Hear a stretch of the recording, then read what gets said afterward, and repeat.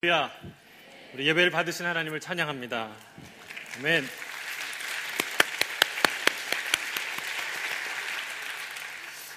우리는 지난주에 말씀을 들었습니다. 하나님의 의가 우리에게 나타났어요. 예수 그리스도가 나타난 것이죠. 우리는 예수 그리스도를 통해서 그동안 알 수 없었던 하나님에 대해서, 하나님의 마음에 대해서 정확하게 알 수 있게 되었습니다. 여러분, 예수님을 믿으면 모두가, 믿는 자마다 구원을 얻게 됐어요. 할렐루야. 이것이 하나님의 의입니다. 바울은 이 지식이야말로 가장 고상한 지식이라고 말하고 있어요. 빌립보서 3장 8절에 이렇게 얘기합니다. 또한 모든 것을 해로 여김은 내 주 그리스도 예수를 아는 지식이 가장 고상하기 때문이라. 내가 그를 위하여 모든 것을 잃어버리고 배설물로 여김은 그리스도를 얻고. 여러분, 인간이 지혜롭다고 생각합니다. 인간처럼 지혜로운 존재가 또 어디 있겠습니까? 하지만 그 인간의 지혜는 하나님의 의, 곧 모든 인류를 구원하는 하나님의 그 지식과 지혜에 비하면 마치 배설물과 같은 거라고 말씀하고 있습니다. 여러분, 예수 믿고 구원 얻는 것, 그게 유치한 이론 같습니까? 얼마 전에 우리가 복음은 부끄러워하지, 나는 복음을 부끄러워하지 않는다. 사실 복음이 우리를 부끄러워해야 되죠. 그렇죠? 복음은 부끄러워할 게 아니에요. 여러분, 예수 믿고 구원 얻는 것이 유치한 이론 같습니까? 그렇지 않습니다. 생각해 보세요. 우리는 누구나 어린애로, 갓난아이로 태어납니다.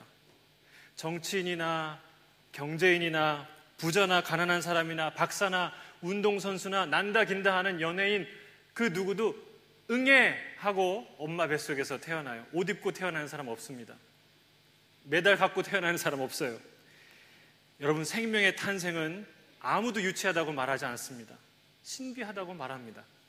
이 생명 탄생은 현대 과학도 풀 수 없는 놀라운 신비입니다. 한 생명의 잉태와 탄생의 과정이 그렇게 말할 수 없는 신비이고 아름다운 지식이라면 만인에게 구원을 주는, 만인에게 생명을 주는 그 하나님의 지식은 얼마나 고상한 지식입니까? 할렐루야. 여러분, 아이가 엄마 뱃속에서 응애하고 태어나는 것이 자연의 이치인 것처럼 하나님의 자녀가 되기 위해서는 누구나 할 것 없이 예수 그리스도로 다시 태어나야 됩니다. 예수 그리스도를 믿어야 하는 것이죠.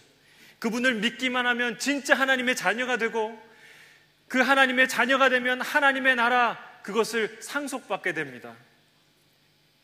여러분, 인간의 지혜는요, 선행을 많이 해야 구원, 즉 영원한 생명을 얻는다고 생각합니다. 그것이 인간의 지혜죠. 이슬람에는 뭐라고 얘기하냐면, 우리가 마지막 날 저울을 달 것인데 우리의 행동이 선행 쪽이 더 무거운 사람은 구원을 받을 것이다, 이렇게 가르쳐요. 여러분, 그러면 그 말은 우리 인생의 적어도 51%를 선행으로 채워야 한다는 얘기인데, 그 말은 옳은 것 같긴 한데, 그런데 이제 막 선행을 채우기 시작한 사람들, 그리고 선행을 채워가고 있는 사람이 도중에 죽었다면 그 사람에게는 희망이 없는 것이죠. 인간의 지혜로 짜낸 말은 그럴듯하고 고상해 보이지만 사실은 그 말에는 고상함이 없어요. 왜? 희망이 없기 때문에 그렇습니다. 여러분, 주님은 이 이야기를 듣는 사람이면, 지금 이 설교를 듣는 사람이면, 지금 이 음성을 듣는 사람이면 누구나 할 것 없이 예수 그리스도를 그 자리에서 영접할 수 있고, 그 예수님을 영접한 사람은 누구나 영원한 생명을 얻을 수 있다고 말씀하세요. 할렐루야. 이것이 복음이고 이것이 하나님의 의인 것이죠. 여러분, 예수 믿고 어느 수준에 도달해야 구원받는다고 한다면 저도 자신 없어요. 날이면 날마다 너무나 부족한 것을 깨닫기 때문에 그렇습니다. 그럼 제가 애가 넷인데 어제 그 김진호 목사님이 새벽 집회에 오늘 에이스 3명이 다 출전한다고 그러시더라고요. 주일 설교에 이민섭, 이정호, 김용수 목사님 1, 2, 3부 출전합니다. 그러면서 에이스라는 말을 표현했는데 저는 에이스입니다. 제일 많이 있습니다. 4명 있습니다. 이제 깨닫고 그러시죠. 근데 여러분, 애가 많으니까 애를 이렇게 양육할 때, 물론 저희 아내가 대부분 하지만 저도 이렇게 같이 하지 않습니까? 그럴 때 한계가 드러나요. 짜증이 나고 부끄러운, 이게 아빠로서 부끄러운. 오늘도 아침에 새벽에 일어나서 제가 마지막으로 설교를 읽는데 두 녀석이 동계올림픽 본다고 일어나가지고 막 시끄럽게 하는 거예요. 그래서 올라가! 그랬어요. 그러고 보면서 얼마나 유치한지 여러분 날마다 깨달아요. 내가 얼마나 의의가 없는지, 내 의로는 도저히 하나님 앞에 쓸 수 없다는 존재인 것을 날마다 깨닫는 것이죠. 여러분, 시간이 지나면 좀 성숙해지겠죠. 그러나 성숙해지기 전에 내가 죽는다면 여러분, 내 인생엔 기회가, 희망이 없다는 거예요.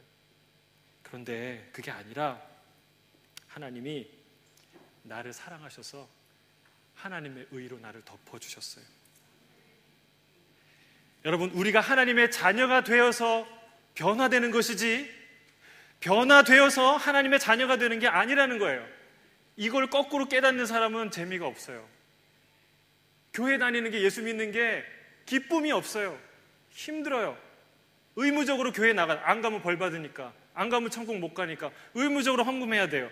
의무적으로 섬겨야 돼요.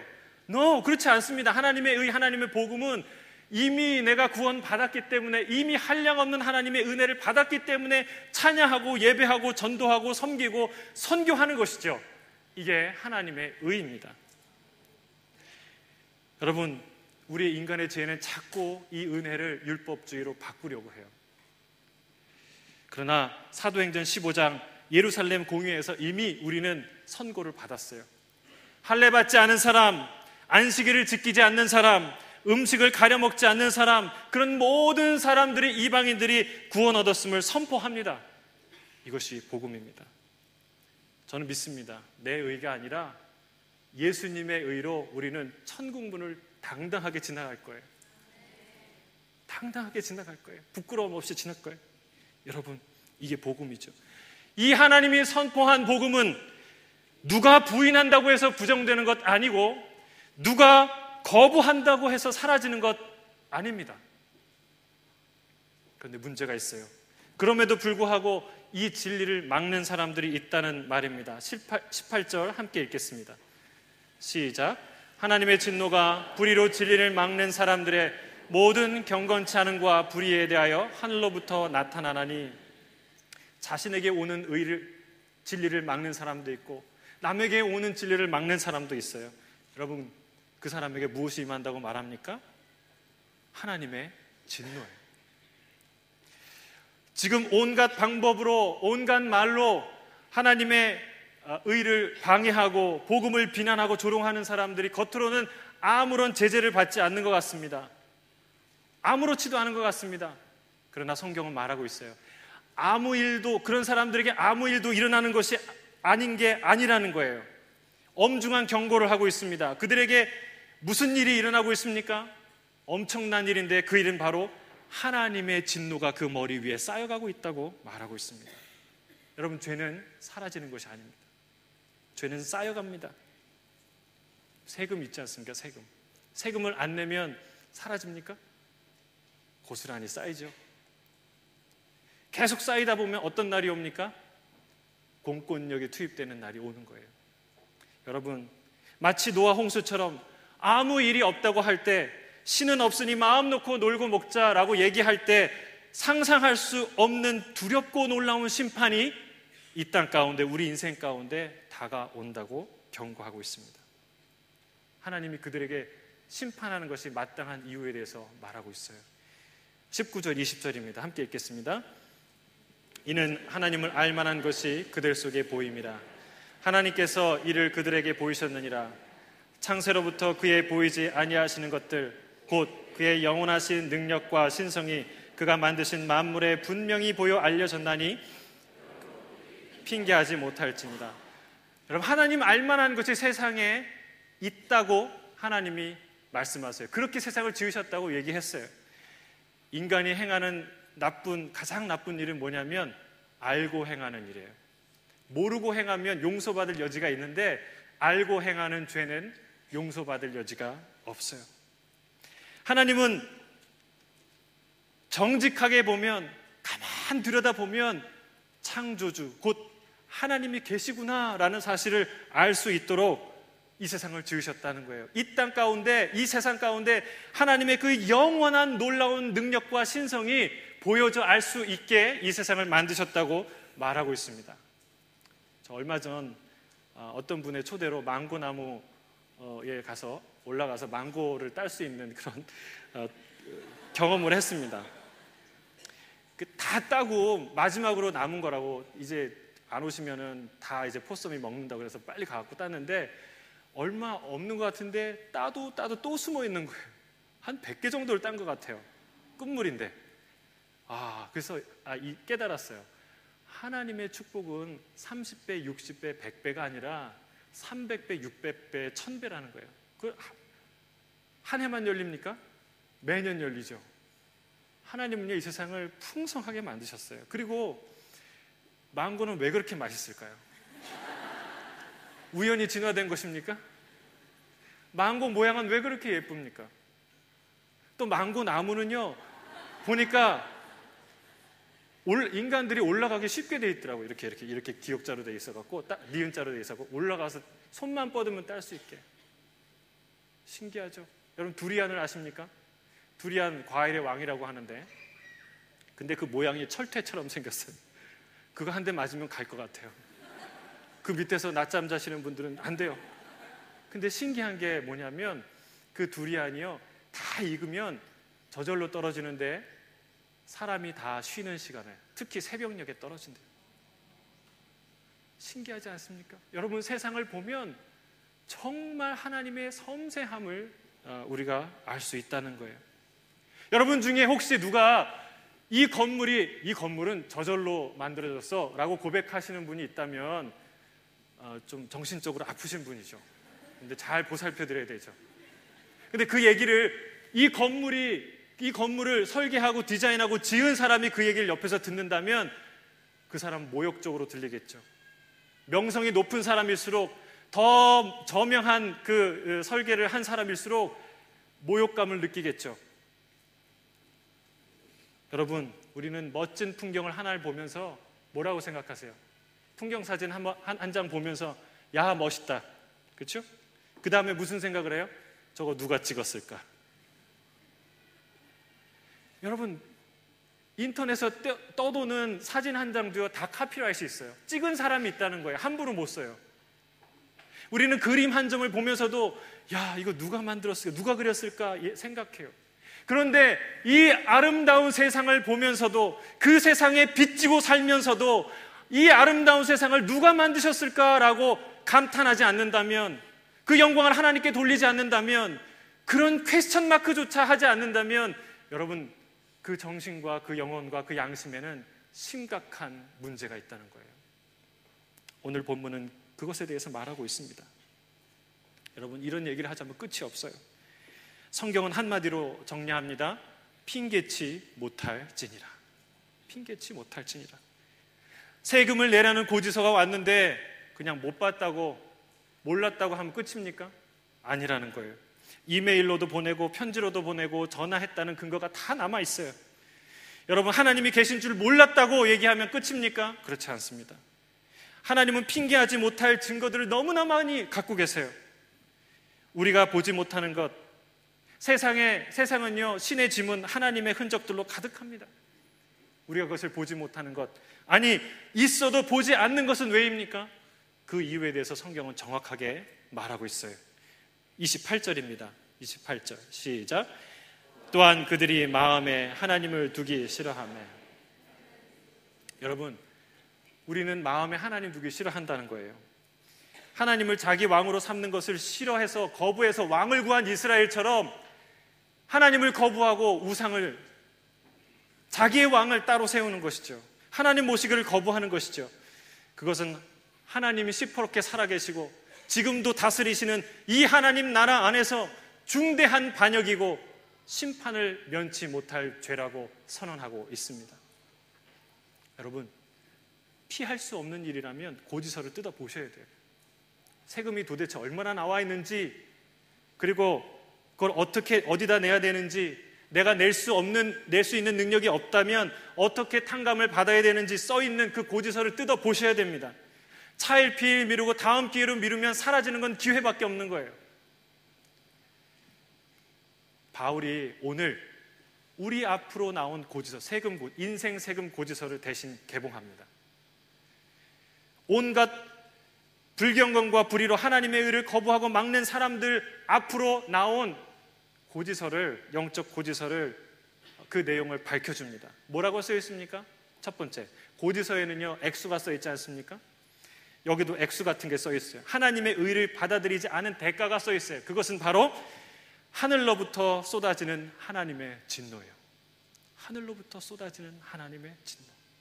그리고 또 이렇게 부연합니다. 몰랐다고 핑계할 수 없을 것. 두 번째는 그 이유에 대해서 얘기해요. 우리가 경고받는 그런 세금 폭탄을 맞는 이유에 대해서 얘기를 하는 거예요. 두 가지 이유인데요. 첫 번째는 모든 불의한 것, 모든 불경건, 경건치 않은 모든 것. 두 번째는 불의입니다. 불경건이 뭘까요? 불경건은 경건하다라는 것을 영어로 얘기하면 godly예요. 근데 그 반대말이 godless예요. 한마디로 얘기하면 하나님이 없다는 거예요. 신이 없다는 것이죠. 불경건이란 하나님이 없는 것처럼 살아가는 교만함과 건방진 태도를 말하는 거예요. 여러분, 조기 축구에서 축구 좀 잘하는 사람이 이렇게 생각해요. 야, 내가 나만큼 축구하는 사람 있겠어? 그렇게 생각하는데 옆에 축구 국가대표 선수가 있는 것도 모르고 거기서 자랑하는 거예요. 나만큼 축구하는 사람 없어라고 의시되는 그런 방자하고 교만한 태도가 바로 불경건이라는 거예요. 여러분, 불의는 무엇입니까? 그런 불경건으로 살아가는 삶의 결과들을 불의, unrighteousness라고 말하고 있어요. 여러분, 먼저 인간의 불경건에 대해 고발합니다. 21절, 23절입니다. 함께 읽겠습니다. 하나님을 알되 하나님을 영화롭게도 아니하며 감사하지도 아니하고 오히려 그 생각이 허망하여지며 미련한 마음이 어두워졌나니 스스로 지혜있다 하나 어리석게 되어 썩어지지 아니하는 하나님의 영광을 썩어질 사람과 기어다니는 동물 모양의 우상으로 바꾸었느니라. 하늘로부터 쏟아지는 진노를 받는 가장 중요한 이유는 불경건이라는 거예요. 신이 계시다는 것을 알면서도 신을 찾지 않고 그 신에게서 당신에게 메시지가 왔다고 얘기하는데도 듣지 않고, 들어도 콧방귀를 뀌는 그런 망령되고 불경스러운 태도가 우리가 심판받는 이유라고 말하고 있습니다. 그럼 불경건의 핵심은 하나님을 하나님 자리에 두지 않는 거예요. 그런 모든 행동이에요.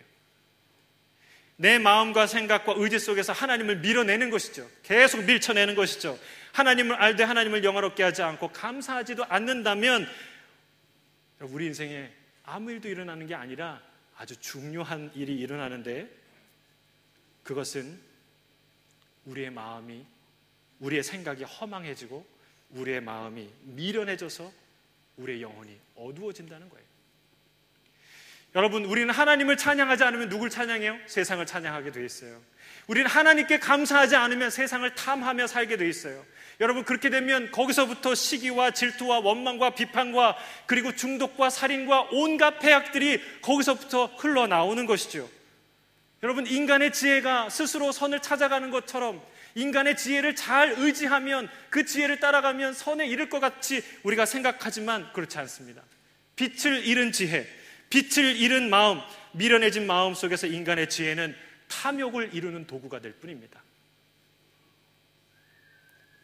신이 있다는 것을 안다면 있을 거라고 그냥 말만 하지 마십시오. 성경은 하나님이 계신 것을 알면서도 그에게 영광 돌리지 않고 감사하지 않는 자에게 하나님의 진노가 임할 거라고 말하고 있습니다. 여러분은 여러분 집 마당에 보물이 있다고 믿는다면 그래, 보물이 있을 거야 라고 말만 하십니까? 땅을 파겠죠.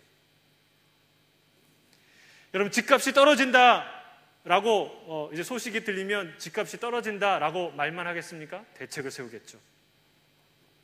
여러분, 신이 있는 걸 알아, 신이 있는 거는 알아 라고 말하면서 그분을 찾지 않는다면, 그분 말씀 앞에 겸손히 무릎 꿇지 않는다면 그는 마치 쓰나미가 오고 있어 라고 얘기하면서 태연하게 그 자리에 앉아 있는 거랑 똑같아요. 마치 쓰나미가 무엇인지, 그 단어가 무엇인지 이해 못하는 것이죠. 쓰나미가 일본에 있는 어떤 친구 이름인 줄 아는 것이죠. 여러분, 하나님이 계시다는 것을 안다고 하면서 그를 간절히 찾지 않는 자는 하나님이라는 단어, 신이라는 단어가 뭘 의미하는지조차도 알지 못하는 자입니다. 그런 무지를 드러내는 것이에요. 실상 속으로 그런 신이 있기나 해? 그 신이 나랑 무슨 상관이야? 그런 신은 나랑 필요 없어 라고 말하는 것과 같다는 거예요. 여러분, 그 고백은, 그 말은 이 세상을 창조하시고 지금도 살아계신 분에게 말할 수 없는 모욕감이고 말할 수 없는 불경건이라고 선언하고 있습니다. 그런 존재들에게 하늘로부터 맹렬한 진노가 내려오고 있다는 거예요. 여러분, 두 번째 하나님의 진노의 이유는 불의입니다. 불의, unrighteousness. 불의는 무엇입니까? 하나님 없이 정욕대로 살아가는 삶이에요. 경찰이 없다라고 생각하는 사람은요, 과속하게 돼 있어요. 여기저기 과속해요. 이 시드니 시티에 이 전체에 경찰이 다 쉬는 날이다, 아무도 없다라는 걸 확실히 아는 사람은요, 자기 마음대로 다닐 거예요. 하나님 없다라고 생각하는 사람은 인생에 과속하게 되어 있다는 거예요. 어떤 회사에서도, 가정에서도, 다른 관계 속에서도 과속하게 되어 있다는 거예요. 법을 지키지 않는다는 거예요. 그래서 사고가 나고 충돌이 일어나고 그렇게 된다는 것이죠. 그런 인생에 대해서 뭐라고 얘기합니까? 그 인생의 결과는 서로의 몸을 욕되게 하게 된다고 말합니다. 로마서 1장 26절 27절입니다. 함께 읽겠습니다. 이 때문에 하나님께서 그들을 부끄러운 욕심에 내버려 두셨으니 곧 그들의 여자들도 순리대로 쓸 것을 바꾸어 영리로 쓰며 그와 같이 남자들도 순리대로 여자 쓰기를 버리고 서로 향하여 음욕이 부릴 듯하며 남자가 남자와 더불어 부끄러운 일을 행하며 그들의 그릇 때문에 상당한 보응을 그들 자신이 받았습니다. 불의의 첫 번째 가장 두드러지는 타락은 성적 타락입니다. 그리고 그 성적 타락 중에 가장 극적인 형태가 바로 동성애입니다. 여러분, 오늘 저는 영상도 봤지만 동성애가 가장 추악한 죄라고 말하고 싶지는 않습니다. 여러분, 교회에 멀쩡히 다니면서 믿음도 없고 사랑도 없고 정함도 없는 사람이 더 추할 수도 있어요. 이중장부 쓰는 것은 덜 추한 죄입니까? 하나님이 속이는 저울을 미워하신다고 얘기했어요. 동포들에게 사기치는 것은 덜 추한 일입니까? 남을 죽이고 싶도록 미워하는 것은 덜 추한 죄입니까? 주님은 얘기합니다. 누구든지 살인을 갖고 품고 생각하는 자는 이미 살인하였느니라. 여러분, 우리는 이미 죄를 저지른 살인범들이라는 거예요. 여러분, 이거는 우리를 경각심을 일깨우기 위한 하나의 가르침이 아니라 심판의 날, 하나님의 날, 하나님의 의가 드러나는 완전한 공의로운 그날에 하나님이 우리를 평가하실 하나님의 잣대예요. 우리는 죄인이에요. 살인자예요. 누가 누구를 정죄하겠습니까? 우리는 동성애자들을 정죄할 만한 사람들이 아닙니다. 우리 안에는 그보다 더한 죄가 있어요. 동성애자들도 교회에 올 수 있습니다. 왜? 그들도 주님께서 사랑하시기 때문에 그렇습니다. 할례받지 않은 자들, 할례받지 않은 자들도 복음을 듣고 구원을 얻을 수 있는 것처럼 그들도 사랑과 구원의 대상인 것이죠. 하지만 동성애자들이 하나님과 교회의 사랑을 받을 수 있다는 말이 동성애 자체가 옳을 수 있다는 말은 아닙니다. 그것이 용인될 수 있다는 말이 아니에요. 동성애는 하나님의 창조 섭리를 정면으로 거부하는 행위입니다. 경계와 한계를 정하시는 하나님의 역할을 인간이 하는 것이죠. 순리를 영리로 바꾸는 것입니다. 성 정체성과 가정이라는 정의를 하나님의 말씀대로 정의하는 것이 아니라 인간의 의미대로 해석하고 적용하는 것입니다. 하나님이 없다라는 말을 말이 아니라 삶으로 행동으로 보여주는 하나님을 향한 적극적인 적대 행위인 것입니다. 여러분, 그러나 실은 이러한 성적 타락이 어디서 온 것입니까? 단순히 상업주의라고 말하겠습니까? 한 여자로 만족하지 않고 한 남자로 만족할 수 없는 우리의 탐욕에서 비롯된 것은 아닙니까? 또한 우리의 그 탐욕은 어디에서 온 것입니까? 이 본문은 이 탐욕이 하나님의 의라는 그 빛을 거부하고 그 빛을 잃어버리고 그래서 미련하게 된 우리의 마음, 어둡게 된 그 마음에서 온 것이라고 말하고 있습니다. 여러분, 우리의 삶은, 그렇게 된 삶은 성적 타락에서 멈추지 않습니다. 마치 거미가 거미줄을 그 꼬리에서 계속 뽑아내듯이 엄청난 타락으로 이어지는 것이죠. 29절에서 31절입니다. 함께 읽겠습니다. 곧 모든 불의, 추악, 탐욕,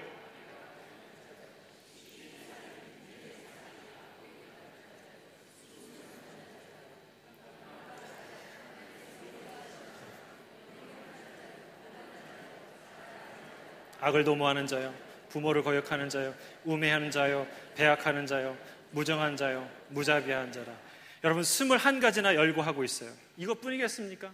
시기에도 시기 A, 시기 B, 시기 C가 있지 않습니까? 변종 바이러스가 있듯이 우리 안에 죄악의 슈퍼 변종 바이러스가 있지 않을까요?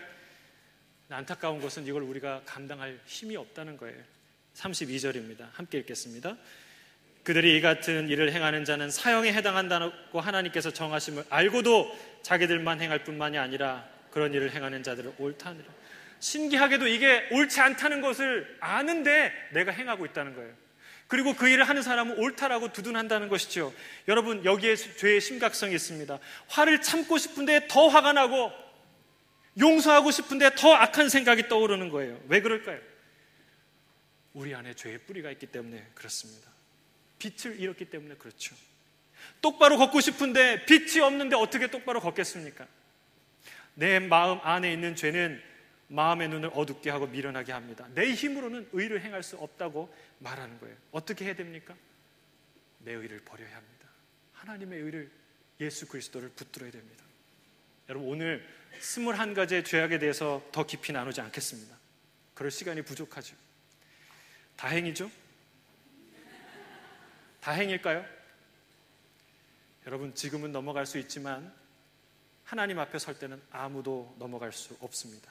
그때는 작은 먼지 같은 부끄러움도 다 드러날 거라고 말하고 있어요. 히브리서 4장 12절 13절에 이렇게 얘기합니다. 우리의 결산을 받으실 이의 눈앞에 만물이 벌거벗은 것 같이 드러나느니라. 여러분, 하나님이 눈앞에는 아무것도 숨길 수가 없어요. 하나님은 시간과 공간을 초월해 존재하시는 분이에요. 1000년이 지나간 죄일지라도 하나님 앞에 존재해요. 여러분, 호주인들이 아보리진들에게 미안하다고 사죄하면 끝일까요? 돈으로 보상하면 끝일까요? 그렇지 않습니다. 일본이 위안부 문제를 가린다고 가려질까요? 그렇지 않습니다. 히틀러의 죄악도 폴포트의 죄악도 핵을 포기하지 않고 수백만을 굶어 굶주리게 한 김정일의 죄도 다 사라지는 것이 아닙니다. 우리가 거짓으로 발행한 영수증 하나까지도, 그 죄까지도 빠짐없이 쌓여갑니다.